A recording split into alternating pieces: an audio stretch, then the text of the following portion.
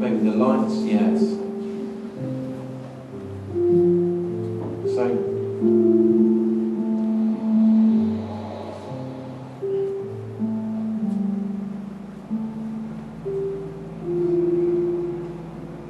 one of the challenges we had was to represent all of this very diverse collection of images, objects, and very quickly we decided that we had to kind of explore it in a very abstract and simple way, and came up with the idea of sort of meta tagging. So keywords, each image in the collection has a word that relates to it.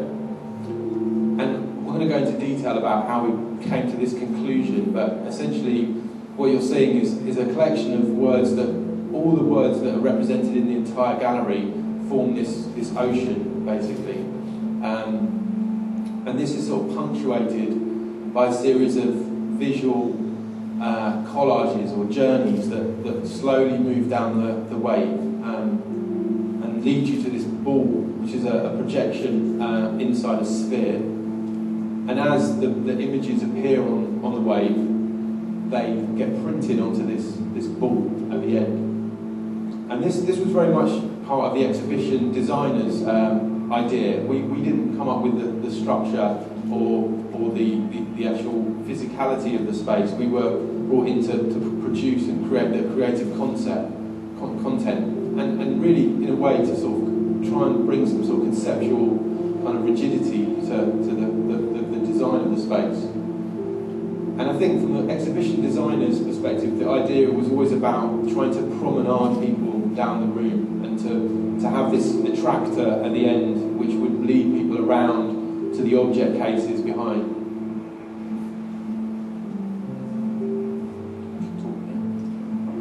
ความท้าทายของตัวงานชิ้นนี้เนี่ยนะคะมันคือว่าจะทำยังไงให้ภาพและวัตถุจัดแสดงเนี่ยที่มีความเป็นนามธรรมอยู่ค่อนข้างมากมันลงมาอยู่ในตัวโครงสร้างที่ตัวเขาเองไม่ได้ออกแบบได้ยังไงนะคะโดยที่เขาเลยตัดสินใจใช้meta tagging นะคะหรือว่าการใช้คีย์เวิร์ดของ object หรือว่าภาพที่อยู่ในคอลเลกชันทั้งหมดของพิพิธภัณฑ์เนี่ยเลือกคีย์เวิร์ดของมันขึ้นมาแล้วก็เอาคีย์เวิร์ดตัวนั้นเนี่ยขึ้นมาใส่เข้าไปในตัวงาน installation ชิ้นนี้นะคะ That was a really nice piece of music by Tim, I just mentioned. So this was the vision of Voyagers that we were confronted with when we won the pitch. We were actually quite terrified by the design of this space, I can't lie. We thought it looked like a sort of 1990s rave flyer, which was a bit out of place in a maritime museum. But it was a real challenge to kind of really try and bring the wave and make sense of it. I think the original concept and vision was that the wave would be one image, but the technical problems with creating that meant that we felt very strongly that you had to embrace the geometry of the structure,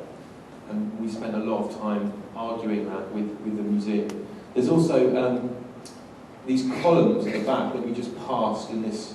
3D fly-through. There's a series of these little kind of screens which were part of the exhibition design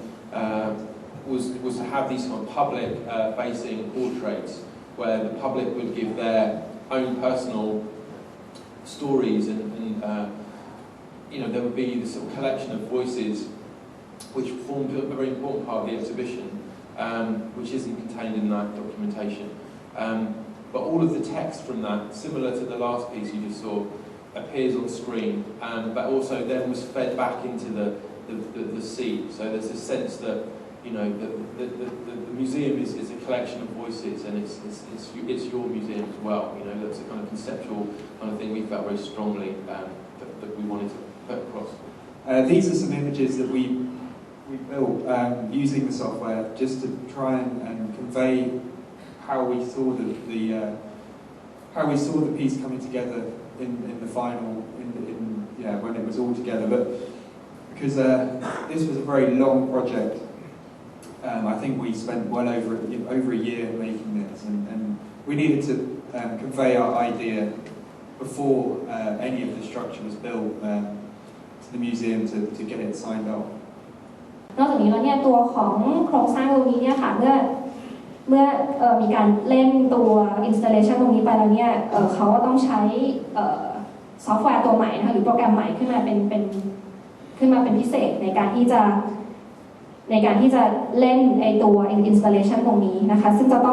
าบอกว่ามันเป็นต้องเขียนซอฟต์แวร์ให้รู้ว่าโครงสร้างของพื้นที่ของไอตัวสามเหลี่ยมมันเป็นยังไงนะคะเล่นกับโปรเจคเตอร์ซึ่งมันมีทั้งหมด7ตัวนะคะเพราะว่าข้อจำกัดของตัวปีกใหม่เนี่ยคือเพดานมันค่อนข้างต่ำนะคะเพราะฉะนั้นแล้วเนี่ยซอฟต์แวร์ที่เขาใช้แต่ละอันเนี่ยมันจะให้เขาสามารถที่จะแก้ไขเฉพาะจุดได้ไม่ต้องทำการเรนเดอร์ใหม่ตั้งแต่ต้นจนจบนะคะถ้าเขามีปัญหาตรงวงเวียนจุดสามเหลี่ยมจุดไหนเขาสามารถที่จะเลือกแก้ไขเฉพาะในส่วนนั้นได้เลยโดยที่ไม่ต้องย้อนกลับไปทำตั้งแต่ต้นซึ่งมันจะเสียเวลานานมากค่ะ So without boring you with a hell of a lot of geekery, this is a schematic of how that installation works. It's a total of 8 video projections. So yeah, it was a very challenging project. We were very lucky to convince the museum to invest in custom software and invited an amazingly clever guy from New York called James George from a company called FlightPace to come over and develop a custom piece of software to run the installation. One of the things that we were asked to do was to try and bring the ocean into the museum because of the technical issues with projecting across such a large structure and the geometry. We quickly decided that we needed to look at computer-generated simulation. And yeah, we did look at some very high-end stuff. This isn't that. We quickly decided that it would look very dated very quickly and began kind of exploring a more textural, abstract way of working. James had worked on another project in America that had used a program called Unity, which is 3D software, and he'd sort of cleverly taken some code from gaming engine to do simulation work. So these are some very early kind of explorations of how water and the sort of physics would work on the structure. And after playing around for a long time, we kind of returned to the museum's collections really, and it was really my feeling that to really reduce the idea of water into something much more simple, and really kind of thinking about what waves are really is the sort of is sort of energy from the wind being transferred to the sea, and so I became very interested in kind of weather patterns and ways in which science looks at wind, and some of this went back into the design process too. This is another early render of the ocean. But working with this bespoke software was really, I don't think we would have done the project at all. It really allowed us to test stuff out. We had to develop a sort of 3D visualizer within the software which would allow us to see what things would look like, because obviously we didn't have all of the equipment and the gallery was still being built. So it was a very vital part of the process was to be able to kind of pop into this sort of 3D perspective and be able to look at what things look like and test things out. It also allowed us to communicate our ideas with the museum who it just meant that we could visually communicate how our images fit together and some of the design solutions we'd come up with. So the puffersphere design was again something we went back to the museum's collections. This is a thing called an astrolabe. It's an early navigational device, and we thought that it was nice if this feature of the exhibition design was kind of made to be something that actually had a kind of purpose in the room. And so decided to sort of create a kind of digital kind of armillary sphere that kind of gathered these words. And although that looks very simple maybe, it was immensely complicated. This is a very clever man called Tim Geffer who programmed with James and had to do some very complicated geometry to get the visual to work. The projection is a single projector with extremely wide fish angle lens that projects up inside what is essentially a very large Christmas bauble. And in order to get the illusion of it being a kind of armillary sphere, you have to kind of distort the imagery that's being projected. So this is a kind of, this is behind the scenes kind of a bit of what the actual computer's doing, and it's very complicated. And it made our heads hurt, I can tell you that.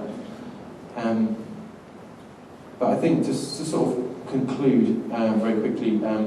I think from the museum's perspective, they've got an immensely beautiful piece of work, I think, considering all the issues and problems we had, and also something that hopefully in the future can be developed. I think one of the benefits of creating software yourself and working with programmers means that you can have something that can evolve, and that's very important in today's climate of change and technology moving. And it certainly wouldn't have been anything like this if it had been a linear film piece.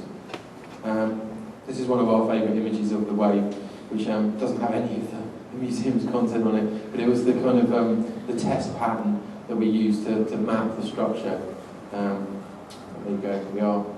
fairly geeky like that, I guess.